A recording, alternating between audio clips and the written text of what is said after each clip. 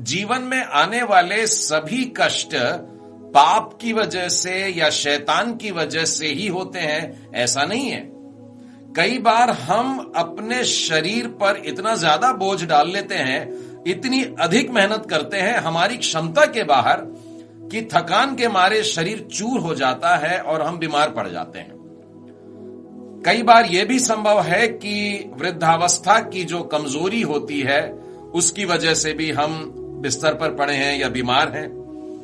और यदि हमारी बीमारी का कारण शैतान हो भी, जैसे कि पौलुस के जीवन से हम देखते हैं, तब भी हम शैतान को कोसे नहीं, उसको भुला भरा झिड़कने की जरूरत नहीं है।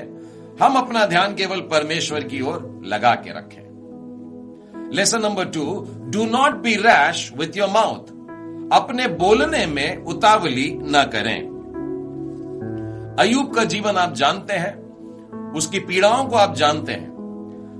42वें अध्याय में ये सारी बातें समाप्त हो रही हैं और परमेश्वर उसे आशीषित कर रहा है।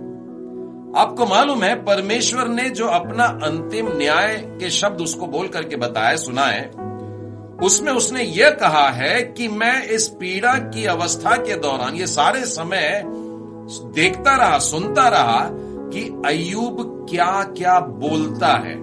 मतलब हम अपने पीड़ा की अवस्था में जो भी कुछ बोलते हैं, परमेश्वर उन बातों को सुनता है और इसीलिए हमें ऐसे समय में ज्यादा ध्यान देना है कि हम उतावली में कुछ गलत ना बोलें। तीसरा पार्ट था, do not think your problem is unique. यह न समझें कि आपकी समस्या दूसरों की समस्या से एकदम भिन्न है। प्रियो, अधिकांश बार तो हम यह पाते हैं कि हमारी समस्या से बड़ी औरों की समस्या होती है। हम भी कष्ट से जा रहे हैं, लेकिन वो जो दूसरा कष्ट से जा रहा है वो बड़े भयानक पीड़ा में से गुजर के आगे बढ़ रहा है। उसकी हालत हमसे ज्यादा बदतर है। और इसीलिए यह पाठ में हमने सीखा कि आत्मदया की भाव से हमको भर करके धंस नहीं जाना है, परंतु ऐसी समय में हम दूसरों के लिए प्रार्थना कर सकते हैं। चौथा पाठ था, do not get irritated with people. लोगों के बर्ताव से चिढ़ मत जाइएगा। हां प्रियो, कई बार ऐसा होता है कि जब हम तकलीफ से गुजर रहे हैं, जब हम कष्ट से गुजर रहे हैं, तब परमेश्वर स्वयं हमारी सहायता करने वालों को हमसे थोड़ा दूर कर देता है। हमारे परिवारजनों को कहिए या मित्र मंडली को कहिए, थोड़ा दूर चले जाते हैं। ये परमेश्वर की ओर से ही होता है, क्योंकि परमेश्वर हमें सिखाना चाहता है कि हम उस पर निर्भर रहे, केवल परमेश्वर पर ही हमारी निर्भरता रहे। इसी के लिए वो इस तरीके से करता है। और साथ ही ऐसी अवस्था में लोग कभी कभी हमें कुछ भला बुरा कह देते हैं, तो ध्यान रहे कि उनकी बातों के कारण या दोष लगाने के कारण हम निंदा न करें, और बेहतर यह होगा कि खामोश रहें, चुप रहें, उनकी बातों पर ध्यान न दें। पांचवा पाठ था, do not go from preacher to preacher. एक प्रचारक से दूसरे प्रचारक के पीछे भागते न रहें। प्रियो, जिस व्यक्ति पर परेशानी आई है, विपत्ति आई है, बीमारी आई है, बाइबल सिखाती है सबसे पहले वो खुद अपने घुटनों पर आकर के परमेश्वर से दुआ मांगे। साथ ही यह भी सलाह कि दूसरों से जाके पूछा, इससे पूछा, उससे पूछा, बहुत सारे लोगों से जब हम अपनी पीड़ा के समय में सलाह मांगते हैं तो बहुत सारी सलाहें हमको उल्टा भ्रमित कर देती हैं। और तीसरी बात यह भी देखा था कि मनुष्यों के ऊपर भरोसा रखने का कोई मतलब नहीं। हमारी सहायता तो यहोवा की ओर से आती है। परम सहायता जो है वो हमें परमेश्वर ही दे रहा है, जो अनुग्रह के सिंहासन पर विराजमान है। छठवां पाठ था, do not expect instant deliverance always. हमेशा तुरंत छुटकारे की उम्मीद न रखें। प्रियो, हमारे जीवन में विपरीत परिस्थितियां तब तक बनी रहती है जब तक कि परमेश्वर जो पाठ हमको सिखाना चाहता है वो हम अच्छी तरह से ना समझ ले, तब तक हमको उसमें से निकलना पड़ता है। और इस दौरान हमने एकांत के नियम और अंधकार के नियम को भी देखा था, उसे भी आप याद रखिएगा। 7वां पाठ था do not forget God's help in the past. बीते दिनों में परमेश्वर ने की सहायता को न भूले। बाइबल कहती है, हे मेरे मन यहोवा को धन्य कह और उसके किसी उपकार को न भूलना। हमारे जीवन के, हमारे पितरों के जीवन के, हमारे बाप दादाओं के जीवन के सारे उपकारों को हमें स्मरण करना है। और 103वें अध्याय में हमने ये भी देखा था कि वो हमारे पापों को क्षमा करता है, हमारे रोगों को चंगा करता है और हमारी लालसा को उत्तम पदार्थों से तृप्त करता है और हमारे सिर पर दया और करुणा का मुकुट बांधता है। कहने का मतलब उसने हमें शारीरिक आशीषें दी है, आत्मिक आशीषें दी है, भावनात्मक आशीषें दी है, ऐसे करके लंबी सूची है। और एक भी बात को हमें भूलना नहीं चाहिए, विशेष करके जब हम पर ताड़ना पड़ी हो या परमेश्वर का क्रोध हम पर भड़का हो, उस समय भी परमेश्वर के उपकारों को स्मरण करते हुए अपने जीवन को आगे लें। 8वां पाठ जो हमने सीखा था वो था डू नॉट स्लैकन स्पिरिचुअल एक्सरसाइजेस। आत्मिक अभ्यासों में ढीलापन न आने दे।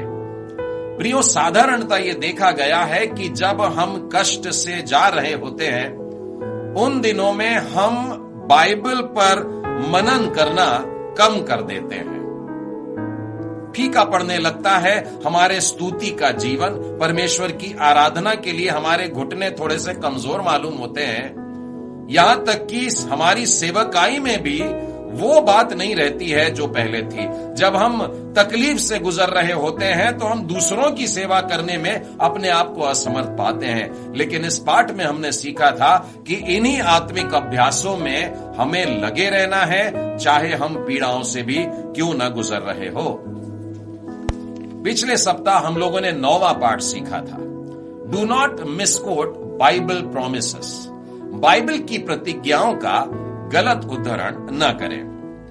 प्रियो, परमेश्वर के वचनों की प्रयोज्यता पर हमको ध्यान देना है। परमेश्वर ने जो हमको प्रतिज्ञाएं दी हैं उसकी उपयुक्तता को स्मरण रखिएगा। किस संदर्भ में बोला जाता है वो बातों को ध्यान से पकड़िएगा, क्योंकि परमेश्वर ने कुछ वायदे जो हम बाइबल में पढ़ते हैं खास मौकों के लिए और खास लोगों को दिए थे, तो उन्हें हम छीन करके अपने ऊपर नहीं अपना सकते हैं।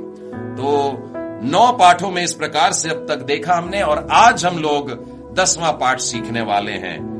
Today we are going to see lesson number 10 under how not to suffer. कष्ट कैसे न सहें। Do not waste your sorrows. अपनी पीड़ा को व्यर्थ न होने दें। मैं इसे दोहराता हूं, हाउ नॉट टू सफर, कष्ट कैसे न सहें। Lesson number 10 do not waste your sorrows. 10वां पाठ है अपनी पीड़ा को व्यर्थ न जाने दें। प्रियो, वास्तव में हमारे जो आंसू होते हैं, आंखों से जो ये मोती टपकती हैं, ये आशीष होती है। ये परमेश्वर के द्वारा दी हुई हमें एक बहुत बड़ी आशीष है। और मेरा आग्रह है कि आप परमेश्वर को इनके लिए धन्यवाद दिया करो, क्योंकि जब जब आंखों से आंसू बहे, मैंने ये पाया कि मैं प्रभु के और ज्यादा करीब आ जाता हूं, या यूं कहिए परमेश्वर मुझको ज्यादा स्पष्ट दिखने लगता है, या यूं कहिए कि उन आंसुओं ने मेरे आंखों को धो दिया। आंसू हमारी आंखों को धो देते हैं कि हम परमेश्वर के मार्ग को स्पष्ट देख सकें, उसको सामने देख सकें। इस प्रकार से, जिस प्रकार से बारिश हो जाने के बाद वातावरण में पानी की बूंदें जो अटकी रहती हैं, उनमें से सूर्य की सफेद रोशनी जब पार होती है तो 7 रंगों में बिखर जाती है और वो सतरंगी धनुष बड़ा प्यारा लगता है देखने में। उसी प्रकार से हमारी पीड़ा में, हमारे कष्ट में जब हम आंसुओं को बहाते हैं और परमेश्वर को देखते हैं तो वो रंग बिरंगा दिखाई देता है। उसका अनुग्रह, उसकी दया, उसकी करुणा, उसका प्रेम, ये सारा कुछ एकदम स्पष्ट दिखाई देने लगता है। और इसीलिए प्रियो, हमको परमेश्वर को इस बात के लिए धन्यवाद देना चाहिए, आंसुओं के लिए। मैं आपको सबोपदेशक की पुस्तक और उसके 7वें अध्याय का 3रा वचन पढ़ के सुनाना चाहता हूं। हंसी से खेद उत्तम है, क्योंकि मुंह पर के शोक से मन सुधरता है। फिर से पढ़ रहा हूं, हंसी से दुख उत्तम है, क्योंकि मुंह पर के शोक से मन सुधरता है। और ऐसा दुख जिसमें हमने आंसू बहाए हो, ये मानो हमें धो रहा है। हम पश्चाताप के साथ प्रभु के करीब आते हैं, और लिखा है शोक से मन सुधरता है। मैं तो कहूंगा धुलता है। प्रभु के समीप्य में आते हैं, इसलिए आंसुओं के लिए परमेश्वर की स्तुति हो। एक बहुत ही रोचक वर्णन हमको भजन संहिता में मिलता है। मेरे साथ निकालिएगा भजन संहिता उसका 84वां अध्याय और उसके 5वें वचन से आगे। क्या ही धन्य है वह मनुष्य जो तुझ से शक्ति पाता है, और वे जिनको सियोन की सड़क की सुधि रहती है। वे रोने की तराई में जाते हुए उसको सोतों का स्थान बनाते हैं, फिर बरसात की अगली वृष्टि उसमें आशीष ही आशीष उपजाती है। वे बल पर बल पाते जाते हैं, उनमें से हर एक जन सियोन में परमेश्वर को अपना मुंह दिखाएगा। देखिए, ये वचन स्टार्ट होता है, शुरू होता है धन्य मनुष्य को बताते हुए। और कौन सा धन्य वो मनुष्य है? जिसको सियोन की सड़क की सुधि है, जिसको मालूम है कि परमेश्वर कहां है और उसकी ओर आगे बढ़ता है। लेकिन आगे लिखा है वो रोने की तराई में होकर के जाता है, वो बाका की खुश्क वादियों से होकर के जाता है, जहां पर रोना है, जहां तकलीफ है, जहां मुसीबत है, और बिना आंसू बहाए उस मार्ग से नहीं चल सकते। उस अंधकार की तराई से होकर के वो जा रहा है। लेकिन बाइबल कहती है वो उसको सोतों का स्थान बना देता है, झरनों का स्थान बना देता है, उसे बराका बना देता है, और वहां पे हरियाली के लिए सारा मौका आ गया है। लिखा है बरसात की अगली वृष्टि उसमें आशीष ही आशीष उपजाती है। प्रियो, यदि आपके जीवन में आज रोना है, यदि आंसू है, और यदि आप बड़े दुखी अवस्था से जा रहे हैं और आपको लग रहा है कि मेरे जिंदगी में ये तराई से मैं जा रहा हूं, एक ऐसी वादियों से जा रहा हूं जहां पर अंधेरा ही अंधेरा है, लेकिन आपके आंसू बाइबल कहती है उसको आशीष का स्थान बनाने वाली है। वहां पर तुम उपजाने वाली भूमि बनाने वाले हो। तुम्हारी आंखों के आंसुओं से यह होगा और तुम बल पर बल प्राप्त करते जाओगे। जो आगे बढ़ रहे हैं, आंसुओं के साथ में भी आगे बढ़ रहे हैं, वे बल पर बल प्राप्त करेंगे, और अंत में क्या होगा? परमेश्वर के सिंहासन के सम्मुख जाकर के खड़े हो जाएंगे। Do not waste your sorrows. आज का पाठ यही कह रहा है, अपनी पीड़ा को व्यर्थ मत हो जाने दीजिए। रोते रोते हिम्मत हार के बाइबल बंद करके रख दिया, परमेश्वर के क्रूस की ओर निहारना छोड़ दिया, उसके सिंहासन के करीब जाने की इच्छा नहीं। क्यों? क्योंकि रो रहे हैं। व्यर्थ मत जाने दीजिए। आपकी यह पीड़ा आपको परमेश्वर के करीब ला रही है, सियोन के करीब लेकर के आ रही है, उसी मार्ग पर ले जा रही है। और लिखा है आशीष पर आशीष आएगी, बल पर बल आएगा। तुम सियोन के सामने खड़े रहोगे और परमेश्वर के मुख के साथ में तुम्हारा मुख आमने सामने होगा। प्रियो, बहुत जरूरी है कि यातनाएं चाहे असहनीय भी क्यों ना हो, लेकिन हम आगे बढ़ते जाएं। मैं एक उदाहरण के लिए यिर्मयाह नबी की पुस्तक में आपको लेकर के चलता हूं, और उसके 31वें अध्याय में आइएगा और उसके 15, 16 और 17वें वचन में देखिए। यहोवा यह भी कहता है कि सुन, रामा नगर में विलाप और बिलक बिलक कर रोने का शब्द सुनाई देता है। यानी जो जी से रो रहा है, दिल से रो रहा है, बिल्कुल बिलक बिलक करके रोना है। और यहां किसी बच्चे का रोना नहीं है, परंतु बच्चे के कारण रो रहे हैं और मां बाप रो रहे हैं। और आगे लिखा है राहेल, एक व्यक्ति का नाम वहां पर लिखा है। वो राहेल है जो अपने लड़कों के लिए रो रही है। एक मां है जिसके बच्चों के लिए वो रो रही है, और बाइबल कहती है और वो अपने लड़कों के कारण शांत नहीं हो रही है, क्योंकि वे जाते रहे। प्रियो, इस स्थान में एक कत्लेआम हुआ। और नगर में मानो सैनिकों ने घुस घुस करके, घर घर में घुस घुस करके जितने भी नन्हे बच्चे थे सबको मार डाला। मां बाप की नजरों के सामने बच्चों का कत्ल हो गया। आपको क्या लगता है कि हम उस मां को शांत करा सकते हैं? बाइबल कहती है अपने लड़कों के लिए रो रही है। पता नहीं, शायद 2 बच्चे थे, 3 थे, 4 थे, लेकिन अब कोई नहीं रहा। उसकी गोद सुनसान हो गई, उसके हाथ से छीन लिए गए, उसका आंचल अब खाली है और वो रो रही है। इतनी भयानक अवस्था में यहोवा यूं कहता है, रोने पीटने और आंसू बहाने से रुक जा। 16वें वचन में लिखा है, यहोवा ने कहा रोने पीटने और आंसू बहाने से रुक जा। क्या ऐसे दुख की अवस्था में कोई रुक सकता है? लेकिन यहोवा कह रहा है मत रो, अपने आंसू बहाने से रुक जा। क्यों? क्योंकि तेरे परिश्रम का फल मिलने वाला है। थोड़ी देर में मिलेगा, आगे तुझको देने वाला हूं। और लिखा है अंत में आशा पूरी होगी, अंत में तेरी आशा पूरी होगी। और लिखा है यहोवा की यह वाणी है, मानो उसने अपने हस्ताक्षर उस पे लगा दिया, अपना स्टैंप लगा दिया। मैं बोल रहा हूं ऐसा होगा। रोना बंद कर, तेरा दुख अब तू तेरे आंसुओं को पोंछ करके खड़े हो जा। प्रियो, हमारे जीवन में शायद आप भी इस प्रकार की पीड़ा से गुजर रहे हैं, दुख से गुजर रहे हैं। उस दुख को व्यर्थ मत जाने दीजिए, परमेश्वर की वाणी को सुनिए। परमेश्वर आपसे उस समय में क्या कह रहा है, और जब आप उसकी बात को मानते हैं तो आप देखेंगे कि आप आंसू पोंछ करके उसके साथ खड़े हो जाएंगे। आज का पाठ हमको यही सिखा रहा है कि हमें दुख को व्यर्थ नहीं जाने देने का है, परंतु उसको हमारे जीवन में फलवंत करना है। ये तो पुराने नियम के उदाहरण हुए, मैं तो नए नियम में भी ऐसा ही देखता हूं। मेरे साथ में निकालिएगा रोमियो के नाम पौलुस प्रेरित की पत्री, उसका 5वां अध्याय और 3 और 4 वचन में लिखा है, हम क्लेशों में भी घमंड करें। पीड़ाओं से गुजर रहे हैं, यातनाओं से गुजर रहे हैं, पर देखिए घमंड करेंगे, यह जानकर कि क्लेश से धीरज और धीरज से खरा निकलना और खरे निकलने से आशा उत्पन्न होती है।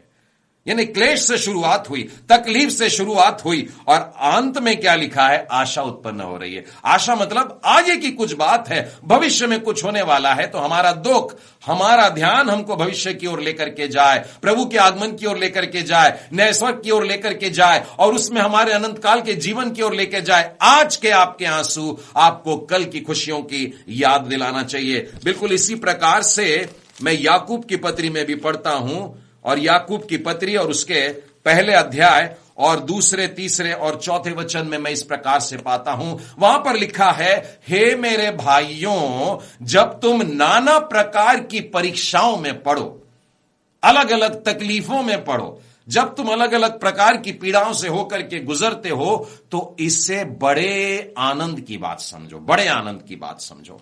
क्योंकि तुम ये जान लो कि तुम्हारे विश्वास के परखे जाने से धीरज उत्पन्न होता है। पर धीरज को अपना पूरा काम करने दो कि तुम संपूर्ण हो जाओ, परफेक्ट हो जाओ, सिद्ध हो जाओ, और तुम में किसी बात की घटी न रहे। अर्थात जब हम पर नाना प्रकार की परीक्षाएं आती है तो अंतफल क्या है? कि हम सिद्ध हो गए। अर्थात आज का पाठ जो कह रहा है, अपनी पीड़ा को व्यर्थ मत जाने दीजिए। आज आप जिस परीक्षा से गुजर रहे हैं, आज आप जिस रोने की तराई से होकर के गुजर रहे हैं, वो आपको सिद्धता की ओर लेकर के जाता है, बशर्ते आप धैर्य के साथ उसमें से आगे बढ़ें, बशर्ते आप परमेश्वर को अपना काम करने दें, और उसमें से आगे बढ़ के आप एक फलवंत जीवन की ओर जाते हैं, जो खुद के लिए नहीं परंतु दूसरों के लिए भी आशीष का कारण बन जाता है।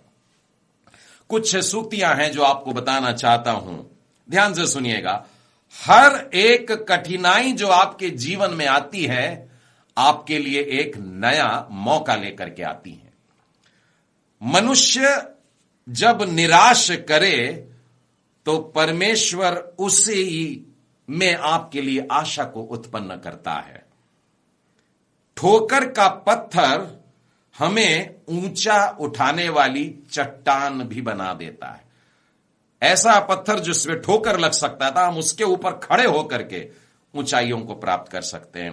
कोई सफलता स्थायी नहीं होती है और कोई हार आखिरी नहीं होती है। एक और है, राह उबड़ खाबड़ हो तो हो, परंतु अंत में बहुत शांति होगी। मैंने ये पांचों वाक्य अपने कल्पना शक्ति से नहीं बोले हैं प्रियो, ये पवित्र शास्त्र बाइबल में पाए जाते हैं और मैं उनमें से भजन